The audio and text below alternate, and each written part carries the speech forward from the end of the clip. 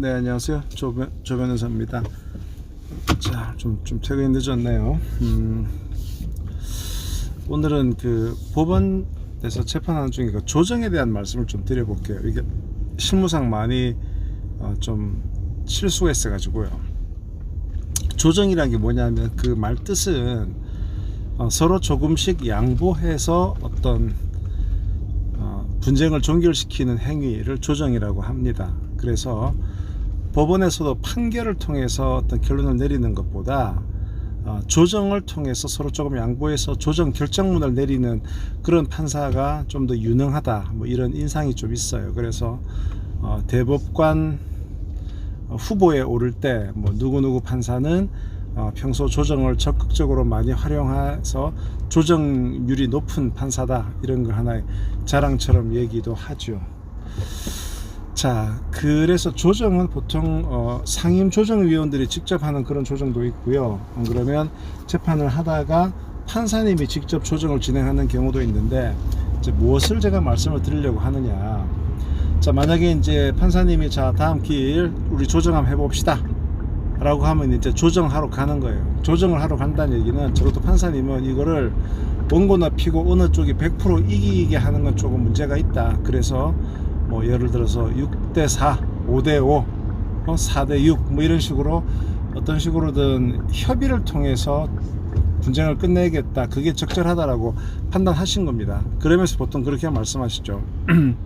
판사님은 그 대략 각자 조정할 수 있는 그런 나름대로의 안을 갖고 오세요 라고 얘기하고, 또 그 좀 조정에 대한 결정권을 갖고 오세요.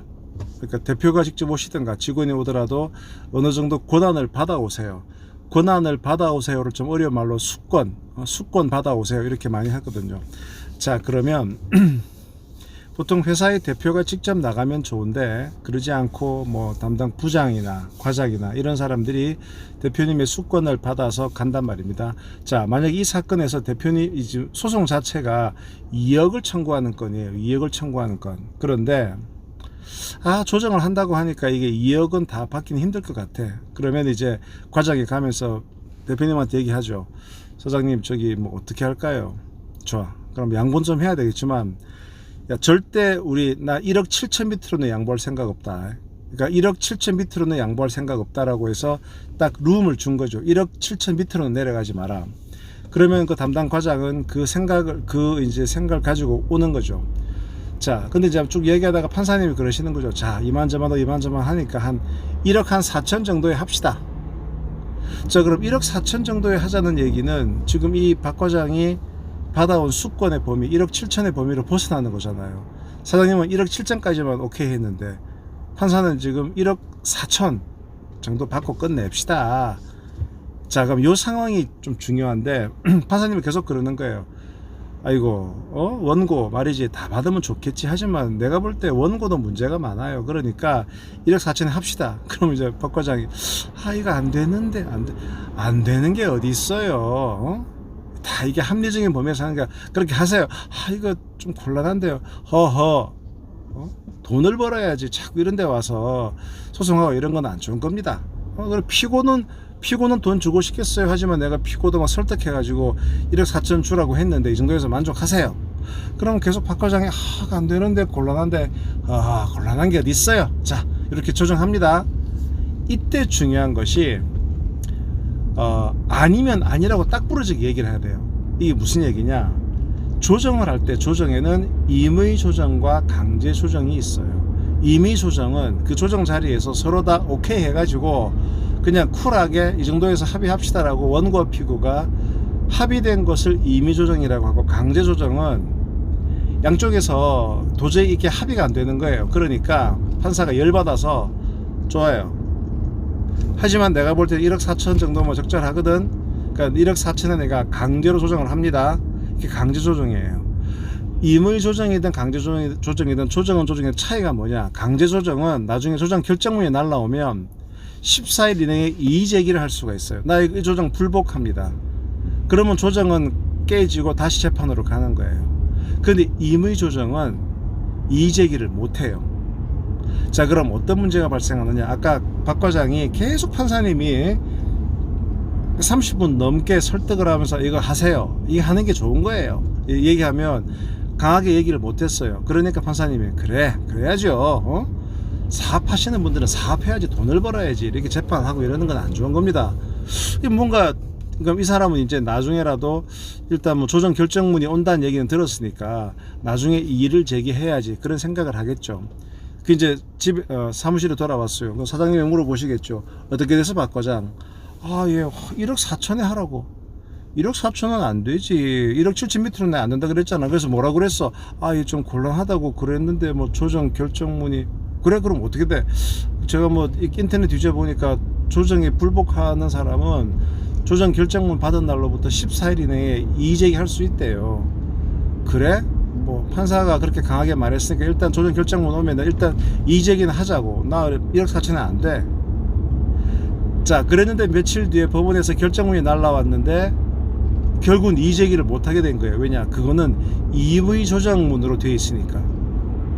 왜냐? 판사님은 아까 생각하면서 이렇게 생각한 거지. 자, 이 정도 하세요. 아, 안 되긴 뭐가 안 돼. 하시라니까. 알겠죠? 그러면 판사님은 박 과장이 당신의 말을 수긍한 걸로 오해를 하신 거예요. 그래서 이거는 임의 조정이 된 거다라고 생각하는데, 그러니까 판사님은 되게 자기 주장을 강하게 주장하는 스타일이고, 반대로 박 과장은 되게 소극적으로 주장하고, 그러면 박 과장은 반대를 하는데 이게 임의 조정처럼 되어버리니까 그 조정하는 그 순간에 이미 결정이 나버린 거예요. 그러니까 이게 임의 조정문으로 와버렸기 때문에 이의제기도 못하는 거예요. 황당한 경우가 발생하죠. 그래서 제가 말씀드리는 게, 분명히 회사에서 내가 직원으로 수건을 받아왔는데 이게 금액을 1억 7천까지만 양보할 수 있는데 1억 4천 하라고 그래요, 판사님이. 그러면 딱 부러지게 얘기해야 돼요. 제가 오늘 받아온 수건은 1억 7천까지니까 그거는 제가 받은 수건의 범위를 벗어납니다. 그래서 제가 임의 조정은 못하고 강제 조정으로 일단 해주십시오. 그러면 제가 가서 저희 대표님을 설득을 하겠습니다. 말이나마 이렇게 해가지고 강제 조정으로 받아야 나중에 이거를 이의제기를 할 수 있는 여지가 생기는 거예요. 그리고 또 이런 경우 있어요. 무슨 약간 공기업이라든가 뭐 나중에 어디에서 감사를 받아야 될 이런 기업들은 조정 같은 거 할 때 되게 좀 주의를 하거든요. 그러니까 그런 공기업이나 무슨 이런 회사는 사실은 주인이 나라잖아요. 나라니까 돈을 얼마 주고 안 주고는 사실은 중요한 게 아니에요. 사실은 중요한 게 아닌데, 이게 충분히 싸워보지도 않고 돈을 함부로 줬다 그러면 오히려 그게 감사가 되거든요. 그래서 이제 그런 공기업이나 그런 공적인 성격에 있는 회사에서는 판사님이 조정하려고 그러면 기본적으로는 저희들은 조정 함부로 못합니다. 공기업이기 때문에, 감사를 받기 때문에, 그런 얘기도 하고, 기왕 조정하시려고 그러면 그냥 강제 조정을 해주십시오. 그래야 나중에 저희들이 감사받을 때도 이거 법원에서 강제로 조정한 거를 어떻게 하겠느냐, 우리가 그나마 얘기할 거리가 있습니다. 근데 보통 이렇게 많이 해서 또 법원도 그래요, 뭐 아무래도 공적인 기업이니까 강제 조정이 낫겠네요, 그렇게 하십시오 라고 많이 합니다.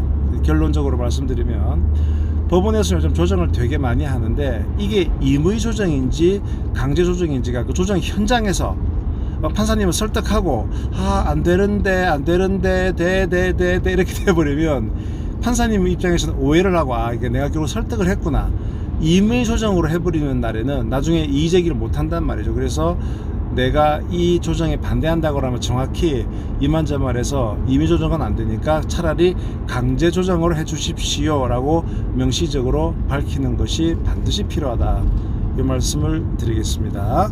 지금까지 러퍼머스터 노의 조우성 변호사였습니다. 편한 밤 되십시오.